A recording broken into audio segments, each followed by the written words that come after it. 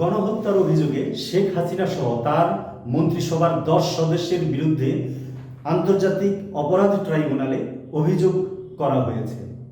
অভিযোগ দায়ের করেছেন কোটা সংস্কার আন্দোলনে নিহত শিক্ষার্থী আরিফ আহমেদের বাবা মোহাম্মদ বুলবুল কবির।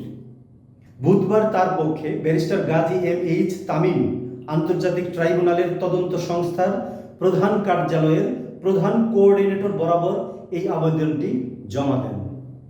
এর আগে এক সংবাদ সম্মেলনে অন্তর্বর্তীকালীন সরকারের আইন, বিচার ও সংসদ বিষয়ক উপদেষ্টা ডক্টর আসিফ নজরুল জুলাই গণহত্যার বিচার আন্তর্জাতিক অপরাধ ট্রাইব্যুনালে করার সরকারের নীতিগত সিদ্ধান্তের কথা জানান। কোটা সংস্কার আন্দোলনের সময় ব্যাপক গুলিবর্ষণের ফলে যে গণহত্যা ঘটেছে সেসবের বিচারের জন্য ইতোমধ্যেই বেশ কয়েকটি মামলা হওয়ার বিষয়েও নিশ্চিত করেন এই উপদেষ্টা।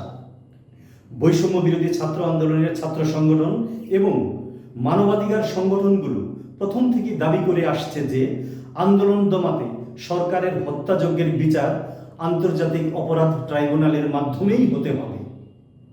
তাদের দাবির পরিপ্রেক্ষিতে আন্তর্জাতিক ট্রাইব্যুনালের মাধ্যমে এই গণহত্যার বিচার করা যায় কিনা এরপর সেটা খতিয়ে দেখেন সরকার।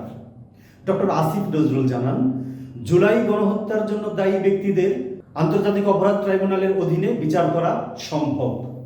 এখন গণহত্যার অভিযোগে সাবেক প্রধানমন্ত্রী শেখ হাসিনা সহ তার মন্ত্রিসভার 10 সদস্যের বিরুদ্ধে যে তদন্ত হবে সেখানে কাজ করবে জাতিসংঘের অধীনে একটি তদন্তকারী দল। গণহত্যায় অভিযুক্ত প্রধানমন্ত্রী শেখ হাসিনা সহ কাউকেই ছাড় দেওয়া হবে না বলে জানান উপদেষ্টা আসিফ নজরুল।